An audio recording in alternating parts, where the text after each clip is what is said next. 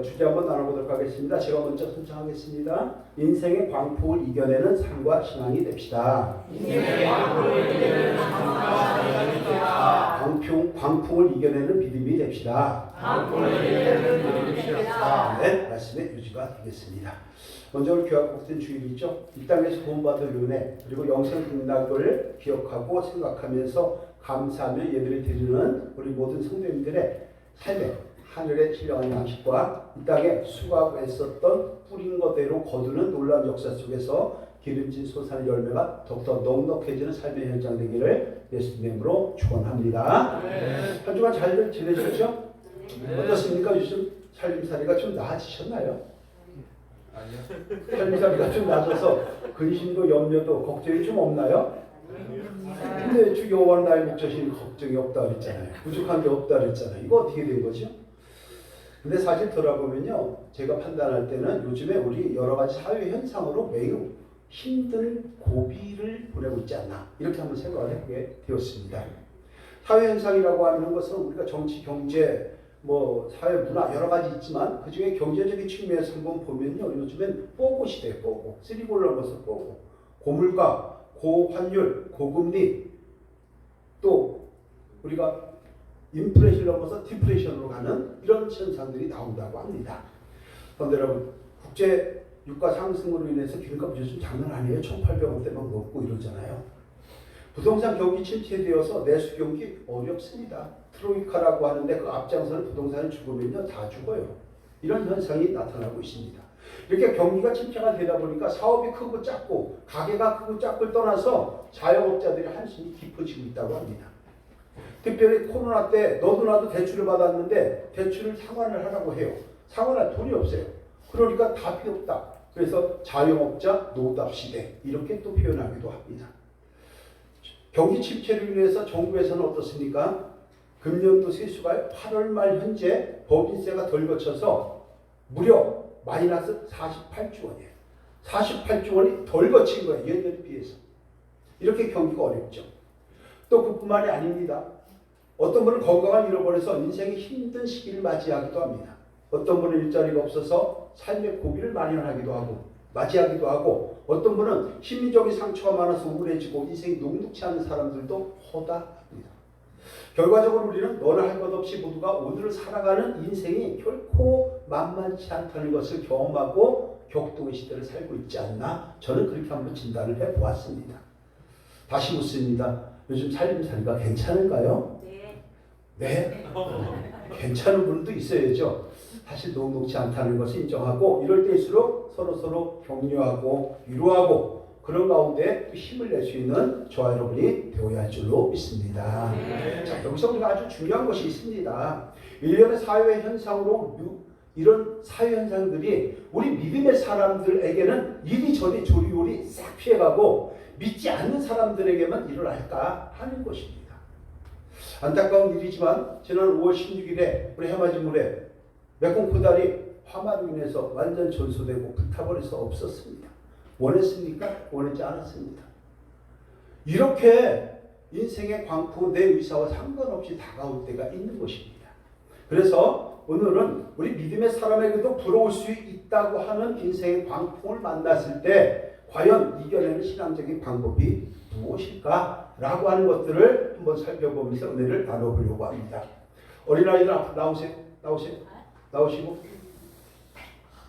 나오시고 저기 윤재, 주환이도 앞으로 나와가지고 앞에서 예배드려요. 앞에서 거기서 놀지 말고 다 나와서. 도경이 자꾸 엄마 뒤로 돌아보지 마. 엄마 집에서 많이 보면 되지 왜 거기서 자꾸 뒤를 봐. 엄마가 그렇게 좋은가? 자, 앞으로 나와서 예배를 드리고 이렇게 하셔야 합니다. 자, 그래서 함께 해보도록 하겠습니다. 내 인생에도 광풍은 들어올 수 있습니다. 내 인생에도 광풍은 들어올 수 있습니다. 내 인생에도 광풍은 들어옵니다. 내 인생에도 광풍은 들어옵니다. 네. 자, 문제는 뭐냐면 삶에 이런 문제를 만났을 때 어떻게 해야 될까라는 것이에요. 우리가 입이 좋아서 하기가 말이 좋아서 그냥 악으로 깡으로 견딘다고 하죠. 악으로 깡으로 견딘다고 해도 됩니까? 그냥 손 놓고 하늘만 쳐다보면 됩니까? 없으면 빚 내서 살지. 빚을 줘야 빚을 내죠. 현실인 것입니다. 그래서 이것도 아니고 저것도 아니면 우리 낙심하고 절망할 때가 참 많은 것이 우리 인생사의 현주소가 아닐까 이렇게 생각을 해보게 됩니다. 그래서 문제는 사람 누구나 다 나름대로의 인생 광풍이 있게 마련인데 주어진 삶의 문제를 어떻게 인식하고 어떻게 대처하는가에 따라서 결과는 달라지게 된다는 것입니다. 그래서 이와 관련해서 이런 말이 있죠. 그전에 제가 말씀드린 적이 있습니다. 에픽테투스라고 하는 사람이 얘기한 건데요. 문제는 문제가 아니라 문제를 문제로 생각하는 네가 문제라 그랬어요. 함께합니다. 시작. 문제는 문제가 아니라 그 문제를 문제로 생각하는 네가 문제다. 저와 여러분들이 문제 투성이가 되어야 합니까? 해결할 수 있는 능력을 가진 하나님의 권속이 되는 줄로 믿습니다. 자, 여기서 한번 질문 한번 해볼게요. 배라고 하는 것이죠. 배. 우리가 먹는 배 말고 우리 배 말고 바다에 떠있는 배. 이런 배가 가장 안전한 곳이 어디일까요? 1번 항구가 가장 안전하다. 2번 바다가 안전하다. 한국. 바다가 안전해요? 항구가 안전해요? 항구가 안전하죠. 자, 문제는 뭐냐면 그러면 배를 만든 목적이 무엇일까요? 항구에다 묶어두려고 배를 만들었을까요? 바다에 띄워 나가라고 배를 만들었을까요? 바다에 나가라고 한 거예요. 본질을 놓치면 안 되는 것입니다. 배를 항구에 묶어두려고 만들진 않습니다. 그러면 배는 존재 가치가 없는 것입니다. 그렇다면 뭐냐면 마찬가지로 저와 여러분들을 이 지구촌으로 보내실 때는 그저 온실 안에서 꼼지락꼼지락 소극적으로 살아가라고 하나님께서 지구촌으로 파송한 것이 아니라는 것입니다. 우리는 우리에게 힘들고 지친 어떤 어려움이 있다 할지라도 하나님께서 함께해 주시기 때문에 힘을 낼 수 있도록 역사해 주신다는 그 사실을 믿고 신앙생활할 수 있는 저와 여러분이 되어야 할 줄로 믿습니다. 하나님께서는 때로는 우리에게 경제적인 어려움 허락하십니다. 건강 안 좋게 만듭니다. 마음의 상처 또는 갈등 일어납니다. 자연재해 있습니다. 그런데 그것을 통해서 인생의 광풍을 허락하시고 때로는 환난은 인내를 낳고 인내는 연단을 낳고 연단은 소망을 낳는다고 하는 말씀처럼 저와 여러분들 훈련시켜서 하나님께서 쓰임 받으려고 하는 그릇으로 만들어가고 있다는 사실입니다. 아멘. 하나님께 크게 쓰임받는 저와 여러분 될 줄로 믿습니다. 더러운 이 그릇을 쓰시려고 주님께서 우리를 불러주셨다고 찬양만 할 것이 아니라 우리가 하나님께서 들었을 수 있는 깨끗한 그릇으로 만들어 가야 할 줄로 믿습니다. 아멘. 이것이 소중한 것이죠. 그래서 저와 여러분들은 온실 속의 화초가 되어서는 안 됩니다. 항구에 정박해 있는 배가 되어서는 안 됩니다. 마음껏 살되 주님 안에서 살아야 할 줄로 믿습니다. 마음껏 버리세요. 마음껏 벌되 하나님의 그의 나라와 그의 의를 위해서 버리시기를 바랍니다. 신명나게 살되 복음적으로 사는 저와 여러분 되시기를 주님의 이름으로 축원합니다. 여러분 비록 경제나 건강이나 물질이나 심적인 상처 등으로 인해서 이런 저런 이유로 정말 아무라고 희망이 없는 것 같지만 하나님께서는 그럴 때일수록 우리를 붙잡아 주시고 하나님 품으로 인도해 가고 계신 줄로 믿습니다. 이래서 하나님의 말씀을 듣고 힘을 충전하는 것이 바로 예배입니다. 제가 말씀드렸죠. 예배는 영어로 하면 서비투도 뭐예요? 종되는 거예요. 종은 주인의 말씀을 들어야 되는 거예요. 주일은 바로 서비스예요. 주일은 하나님 앞에 나와서 말씀을 듣는 시간. 그래서 나를 충전하는 시간, 일주일 동안 깨트려졌던 나의 영혼이 회복되는 시간, 이것이 주일 예배의 본질이 되는 줄로 믿습니다. 그래서 우리는 인생의 문제를 만났을 때 가장 먼저 해야 할 일이 뭐냐면 그 문제를 하나님께 가지고 나와서 맡기는 것에서부터 실마리가 풀려가기 시작한다는 거예요. 기도할 수 있는데 왜 걱정하십니까? 우리 새벽 예배 때 찬양했죠. 기도할 수 있는데 왜 걱정하십니까? 하나님 앞에 맡기면 그때부터 책임을 누가 지냐면 하나님이 책임지시는 줄로 믿습니다. 어린아이들 학교 갔다 와서 다음날 뭐 해오라 할 때 엄마한테 아빠한테 얘기하죠. 내일 이거 해오래, 내일 저거 해오래, 그거 해오래. 엄마한테 얘기를 지를 놓으라. 그 다음부터 걱정은 누가 하는 거예요? 엄마, 아빠가 하는 거죠. 하나님 앞에 나와서 간구하고 기도함으로 해결의 실마리를 풀어가는 지혜로운 성도님들이 되어야 할 줄로 믿습니다. 왜 그러냐면 문제를 하나님께 손에 맡길 때부터 하나님께서는 악을 골짜기에서도 소망의 문을 열어주시기 때문입니다. 호세아 2장 15절에서 성경은 이렇게 말씀을 합니다. 함께 합니다. 시작. 거기서 비로소 그의 포도원을 그에게 주고 악을 골짜기에서 소망의 문을 찾아내니 그가 거기서 기만의 물을 그와 애굽 땅에서 올라온 것과 같이 하리라. 아멘. 성도 여러분, 아골 골짜기 볼까요? 아골 골짜기는요, 여리고성 남쪽에 있는 골짜기인데요. 가나안 정복 당시에 아이성에 들어갔다가 대패를 합니다. 3천 명이 죽어버립니다. 그래서 나중에 보니까 아간이라고 하는 친구가 하나님께서 손대지 말라고 했던 전리품 손댑니다. 도적질을 합니다. 하나님 것을 훔쳤습니다. 그래서 그 가족과 그 당사자가 싹 죽임을 당해요. 그래서 그 묻힌 골짜기, 이것을 아골 골짜기라고 합니다. 그래서 그것은 공중묘지 같은 거예요. 죽음의 골짜기예요. 절망의 골짜기예요. 그런데 뭐라고 얘기합니까? 우리가 기도하고 간구할 때에 비로소 그의 포도원을 우리에게 주면서 아골 골짜기로 소망의 문을 만들어 주실 것이라고 오늘 약속하고 있다는 것입니다. 다른 성도님들의 삶의 현장에, 사업장에 정말 퍼지지 않는 힘들고 어려운 그런 현장에 오늘 소망의 문이 열려지기를 주님의 이름으로 축원합니다. 그래서 아골 골짜기 힘든 골짜기인데요. 뭐라고 얘기하냐면 내가 어렸을 때와 어렸을 때는 부모의 도움이 없으면 살지 못하는 것 아닙니까? 어렸을 때는 주 양육자가 없으면 살지 못하는 것 아닙니까? 애국 땅에서 올라오던 날과 같이 하리라. 바꿔 얘기하면 출애굽했을 때 홍해 바다가 다 걸렸죠. 뒤에는 적군들이 들어옵니다. 다 죽임을 당할 때에 할 수 있는 것은 주께 맡기는 것밖에 없었습니다. 그때 주님께서 홍해 바다를 갈라주시고 그들을 바다로 들어가게 했어요. 이때 적들이 볼 때는 바다로 들어가는 것이 죽음이었어요. 그러나 가나안 쪽에서 볼 때는 살로 들어온 것을 우리는 인식해야 합니다. 세상 믿지 않는 사람들은 예배를 드리러 가는 것이 왜 예배를 드려? 주일에 놀러 가지 할 수 있으나 하나님의 자녀들은 예배를 드림으로 살아가는 생동력을 얻게 된다는 걸 기억하시고 주님 안에서 오늘 예배 드리는 이 자리가 정말 귀하고 복된 자리가 될 줄로 믿습니다. 여러분, 그래서 우리 하나님의 자녀들은 마찬가지입니다. 홍해 바다와 같은 인생의 광풍에서 내가 너를 구원해 줄 것이고 절망의 골짜기에서 소망의 골짜기로 만들어 줄 것이니 너는 내게 와서 맡기라고 말씀하고 있다는 것입니다. 네. 이것이 힘이라고 감사하고 은혜로운 하나님의 따뜻한 손길이 되는 줄로 믿습니다. 그 손길이 오늘 예배를 드리는 성도님들의 모든 삶의 현장과 사업장에 임재해서 소망의 문이 활짝 열리기를 예수님의 이름으로 축원합니다.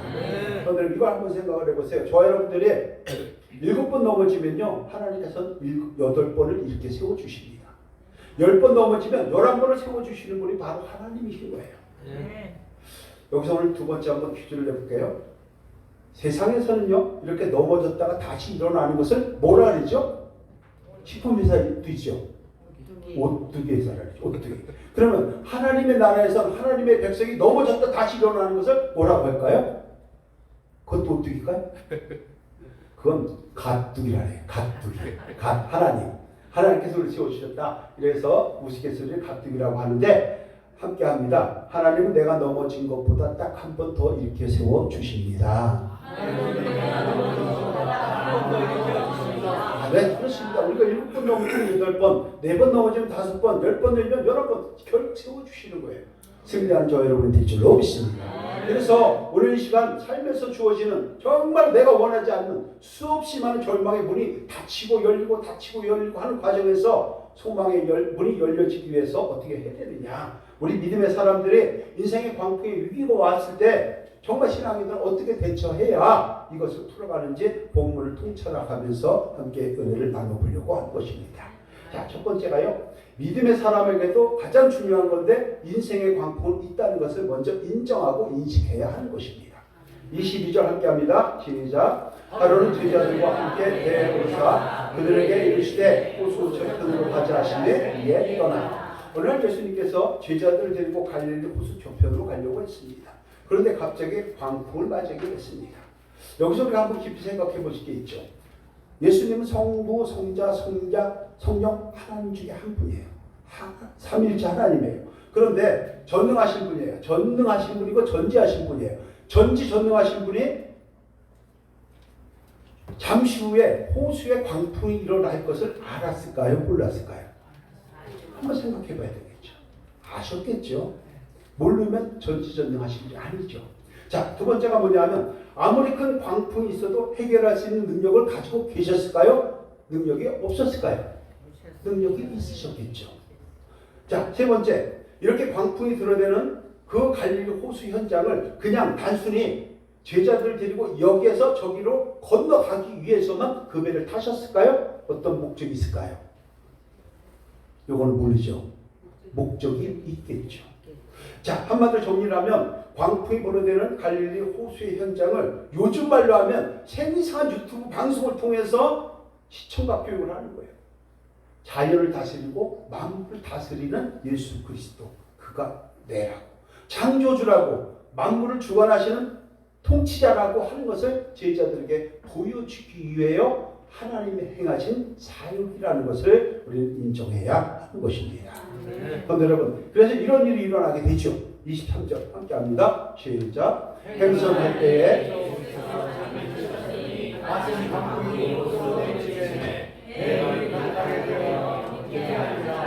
자, 성도 여러분, 예수님이 함께 계셨죠? 그런데도 불구하고 제자들은 돌풍을 만났습니다. 저 여러분들이 하나님과 동행하지요. 예수님과 동행하지요. 예배로, 기도로, 찬양으로 함께하지요. 임마누엘의 복, 임재의 복, 또 그뿐 아니라 한 영이 되어서 주의 영이 나와 함께합니다. 우리 찬양하지요. 그럼 하나님이 함께하고 계신 거예요. 그러면은 우환이 없어야 되죠. 그런데 오늘 말씀하죠. 예수님께서 한 배에 타고 있었어요. 그럼에도 불구하고 어떻게 됐습니까? 엄청난 겨울바람이 불기 시작을 했다는 것입니다. 그런데 여러분, 우리 이렇게 질문해 볼 수 있습니다. 예수님과 함께 하시는데 왜 인생에서 광풍을 만날 수 있을까? 우리는 예수님 잘 믿고 예배 잘 드리고 주일 성수하고 11조 잘 드리고 감사함을 드리는데 왜 이런 광풍이 나에게 일어날까? 이렇게 질문해 볼 수 있지 않을까요? 그런데 하나님께서는요, 믿는 자들에게 특별한 사랑과 은혜를 베풀어 주시면서 어미가 자식을 품듯이 보호하시고 위로하시는 분인 줄로 믿습니다. 그런데 여러분, 생각을 해보세요. 우리가 온실 안에 있습니다. 온실 안에. 그리고 그 온실 안에 있는 꽃들이 나와서 사회에서 잘 살아가며 잘 못 살아갑니다. 그래서 하나님 우리를 연단시키는 거예요. 아까도 말씀드렸어요. 이거를 행하기 위해서 하나님께서 저와 여러분들을 사용하기 위하여 때로는 고난도 주고 연단도 주고 그런 가운데서 우리를 훈련시키고 연단해서 마침내 소망의 불을 통해서 하나님께서 주신 분복을 누리게 해 주시는 줄로 믿습니다. 그 말씀을 지금 하는 거예요. 그래서 우리가 정말 인식해야 되는 것은 첫째, 믿는 자에게도 광풍이 올 수 있는데 그 이유는 무엇이냐? 그 이유는 무엇이냐? 우리를 골탕 먹기 위하여 하나님이 하시느냐? 그것이 아니고 저와 여러분들을 조금 더 단단하게, 저와 여러분들을 조금 더 세워주려고 하는 하나님에 의한 하나님의 방법인 줄로 믿습니다. 이것을 우리는 깨닫고 늘 내가 때로는 인생에 광풍이 있다 할지라도 이겨낼 수 있는 저와 여러분이 되어야 하는 것입니다. 이것이 믿음이고 꽃이 나인 줄로 믿습니다. 여러분, 그래서 왜 이런 광풍을 주실까? 여기가 중요한 게 아니에요. 이것을 어떻게 이겨나갈 것인가? 이것이 가장 소중한 것입니다. 담배 광풍이 왔을 때 세상 사람들은 낙심하고 좌절할지라도 우리 믿음의 사람은 첫째 문제를 보지 마시고 먼저 문제를 해결해 주시는 주님 앞에 나와서 맡기시는 저와 여러분이 되어야 할 줄로 믿습니다. 그럴 때 하나님께서는 우리에게 지혜를 주시고 총명 주십니다. 환경 막 바꿔주십니다. 사람 붙여주십니다. 사회 환경을 통하여 말씀하십니다. 그래서 근심이 변하여 감사가 되게 하시고 전날의 한숨이 변하여 기도가 될 수 있도록 역사해 주시는 것입니다. 그런데 여러분, 힘들고 어려울 때 우리 믿음의 사람에게 왜 이런 일이 그것이 아니라 우리에게도 다가올 수 있다는 걸 기억하시고 그럼 내가 어떻게 문제를 풀어갈 것이냐? 먼저 하나님께 간구할 때에 실마리가 풀려간다는 걸 기억하시고 하나님께 간구하는 저와 여러분 되시기를 주님의 이름으로 축원합니다. 자, 두 번째가요. 인생의 광풍을 다스릴 분은 예수 그리스도뿐이라는 것을 우리는 인식하고 인정해야 하는 것입니다. 24절 함께합니다. 시작. 제자들이 나와 깨어이르되 주여 주여 우리가 죽겠나이다 하는데 예수께서 잠을 깨사 바람과 물결을 꾸짖으시니 이에 그쳐 잔잔하여 지더라. 제자들은 절망적인 상황 속에서 뭘 했습니까? 주여 주여 우리가 죽겠나이다. 지금 그런 것 아닙니까? 다급한 목소리로 예수님께 도움을 청했습니다. 근데 우리가 한번 생각을 해봐야 되겠죠. 뭐냐 하면 광풍이 불었을 때 제자들은 처음부터 예수님을 깨우셨을까요? 아니면 자기가 뭔가 해결해 보려고 안 되니까 주님을 깨웠을까요? 1번 처음부터 깨웠다. 2번 지가 뭔가 해보려고 하다가 안 되니까 그제서야 깨웠다. 정답은요. 성경 마태, 마가, 누가복음 다 보면 2번이에요. 왜냐하면 자기네들은 어부 전문가거든요. 어부 전문가. 그러니까 예수님보다 내가 더 많이 알고 있다. 더 많이 경험을 했다. 이렇게 생각을 하면서 아주 교만하게 걸렸던 것입니다. 그런데 여러분, 그래서 자신들의 경험과 기술을 가지고 뭔가 해결해 보려고 하지만 자연을 다스리는 하나님이 계시는데 자연을 지가 할 수 있을까요? 할 수가 없었던 것입니다.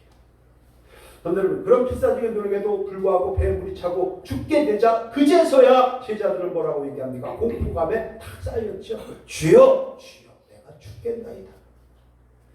일 터지기 전에 주님 앞에 간구하는 저 여러분이 될 때에 은혜를 더 크게 누리게 될 줄로 믿습니다. 그런데 여러분, 오늘날 우리 모습과 똑같지 않습니까? 우리가 어떤 문제를 만나서 다급하면 교회 잘 나옵니다. 왜 왔어? 기도하러 왔어요.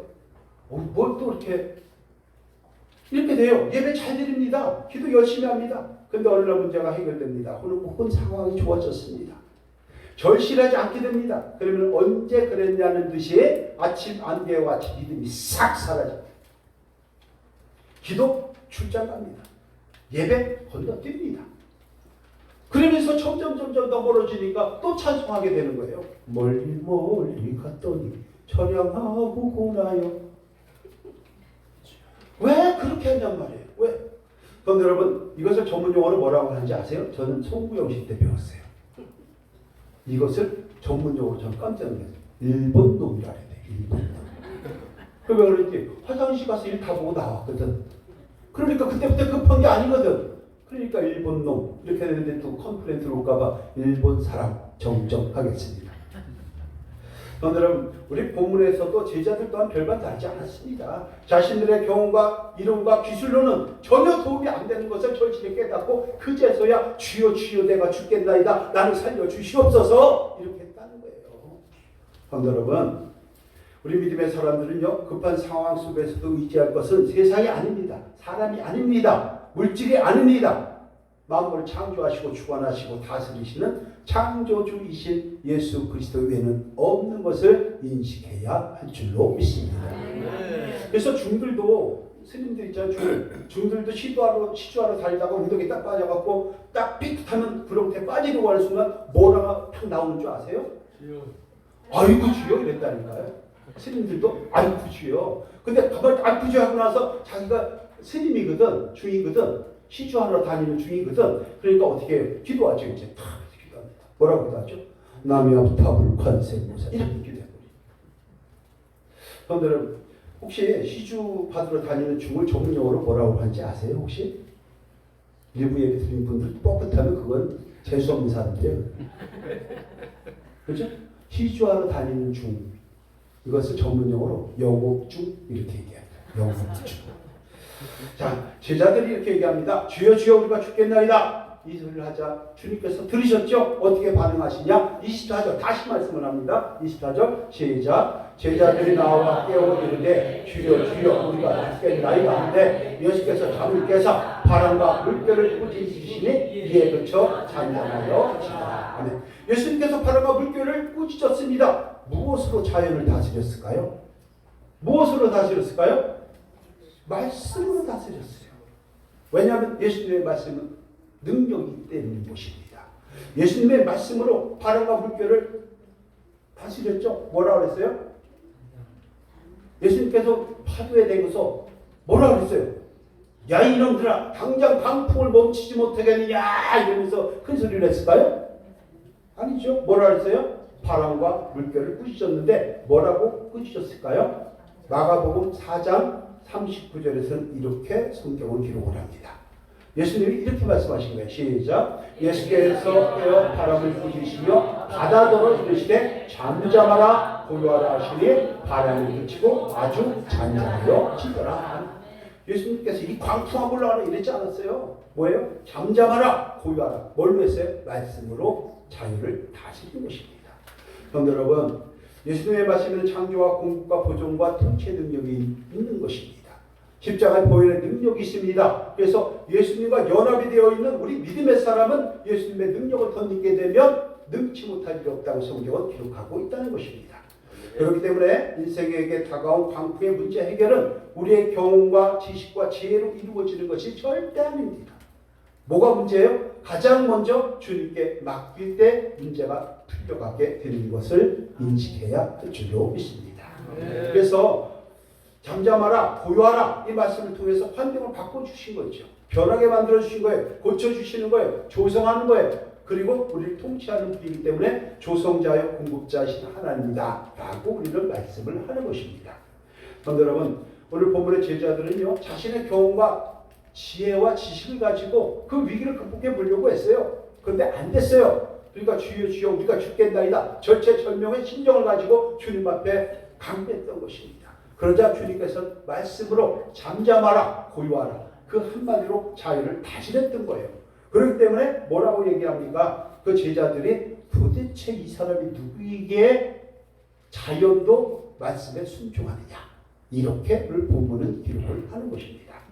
그런데 여러분, 저와 여러분들이 교회나 가정이나 다 마찬가지입니다. 어떤 광풍을 만났을 때 내 삶을 주관하시는 주님께 손을 내밀고 문제를 맡기는 삶의 양식과 신앙을 통해서 문제가 풀어지고 해결받고, 그래서 조금 더 넉넉한 삶을 살아가시는 각각의 한 사람 다 되시기를 주님의 이름으로 축원합니다. 네. 자, 세 번째가요, 인생의 광풍을 통해서 우리 자신의 믿음을 돌아봐야 한다는 것입니다. 25절 함께합니다. 시작. 제자들에게 이르시되 너희 믿음이 어디 있느냐 하시니 그들이 두려워하고 놀랍게 여겨 서로 말하되 그가 누구이기에 바로가 그를 명하며 순종하는가 하더라. 오늘 본문에서 뭐라고 얘기하죠? 너희 믿음이 어디 있느냐. 예수님께서 말씀하시는 믿음, 천국 가는 믿음이 아닌 거죠. 그 위급한 상황에서 구원받는, 구출받는, 구출되는 믿음이죠. 바꿔 얘기하면 주님이 모든 것들을 정리해 주실 수 있을 것이라고 하는 믿음, 이 믿음이 너에게 있느냐 없느냐, 그 믿음이 어디 갔느냐, 이렇게 얘기를 하는 것입니다. 여러분, 그래서 본문을 보면 뭐라고 얘기합니까? 예수님께서 풍랑을 꾸짖어 잔잔하게 하신 다음에 너희는 왜 나를 믿지 못하고 불안해하느냐 라고 오늘 말씀하고 있다는 것이죠. 여러분, 제자들은요, 평소에 마태, 마가, 누가, 요한복음을 쫙 보면요, 예수님과 함께하면서 자신들의 믿음이 정말로 대단한 줄 알았습니다. 영성의 깊이가 많은 줄 알았어요. 어떤 일이 있어도 흔들리지 않는 믿음이라고 생각했어요. 그런데 막상 인생의 광풍이 불어서 배가 뒤집힐 것 같고 물이 배에 차기 시작하니까 그 평상시에 좋다고 하는 믿음이 다 사라지고 바로와 함께 사라지고 없었던 것입니다. 우리는 똑같지 않을까요? 저와 여러분의 믿음이 상황에 따라서 이리저리 흔들리는 갓대 같지 않을까요? 저와 여러분의 믿음이 평상시에는 정말 괜찮은 그런 믿음 같지만 겉보기에만 좋은 길가에서 흔들리는 코스모스 같지 않을까요? 오늘 예수님은 너희 믿음이 어디 있느냐 하고 제자들에게 부르시는 것이 아닙니다. 오늘 예수님은 저와 여러분들에게 너희 믿음이 어디 있느냐, 너희 믿음의 현 주소가 지금 어디 있느냐, 이렇게 우리에게 물어보고 계시는 것입니다. 그런데 여러분, 오늘 주일 아침을 맞이해서 이 광풍을 잠잠케 하시는 사건을 통해서 저와 여러분들의 믿음을 다시 한번 새롭게 통찰해 보기를 바랍니다. 평상시에 나의 믿음과 위기가 왔을 때 믿음이 간격이 크면 내 믿음이 허당인 거예요. 평상시의 믿음과 위기가 닥쳐왔을 때의 차이가 없을 때 그 믿음이 크던 작던 진실한 믿음이 되는 것입니다. 그런데 여러분, 국교 인생의 여정 가운데서 광풍이 불고 때로는 힘들고 어려울 때가 있다 할지라도 우리의 삶의 양식과 신앙을 한 번쯤 돌아보고 너의 믿음이 어디 있느냐 라고 오늘 말씀하시는 그것을 찾고 나의 믿음의 현주소도 한 번쯤 돌아보는 은혜로운 시간 되기를 주님의 이름으로 부탁을 드립니다. 자, 오늘 말씀의 결론입니다. 오늘 우리는 인생 여정에서 물질이든 건강이든 관계이든 어떤 것이든 원하지 않는 광풍을 만났을 때 과연 어떻게 풀어나가는 것이 신앙인의 자세인지 한 번쯤 우리가 살펴봤습니다. 자, 1, 2, 3번인데요. 함께 하도록 합니다. 시작. 믿음의 사람에게도 인생의 광풍이 있다는 것을 인식해야 합니다. 인생의 광풍을 다스리시는 분은 오직 창조주요 통치자이신 삼위일체 하나님이신 예수 그리스도뿐인 것을 인식해야 합니다. 인생의 광풍을 통해 우리들 자신의 믿음을 돌아봐야 합니다. 그래서 우리는 어떻게 될까요? 이렇게 되는 거죠. 나 고역이 앞으로 가요. 자꾸 엄마 한번 보죠. 엄마가 뭐 꿀단지요? 앞에 가는데 같이 해요. 자, 그래서 우리는 시작. 그래서 우리는 믿음의 사람들이 삶에 어려운 환경과 상황이 있을 때 가장 먼저 주님께 문제를 가져와야 합니다. 환경을 만들고 바꾸고 조성하여 공급하시는 삼위일체 하나님께서 주시는 지혜와 총명을 바탕으로 잘 극복해야 합니다. 마침내 광풍을 이겨내고 극복하고 승리하는 삶과 신앙이 되어야 합니다. 아멘. 이런 삶과 신앙을 통해서 멋쟁이 성도님들 다 되시기를 예수님의 이름으로 축원합니다. 기도합니다. 하나님 감사합니다. 우리가 주님과 연합되어 능력을 나타내고 있다는 것을 다시 한번 되새기게 하시고 삶의 문제를 만났을 때에 그 힘을 주님으로부터 공급받아 해결하는 삶과 신앙이 되게 하옵소서. 예수 그리스도의 이름으로 기도드립니다.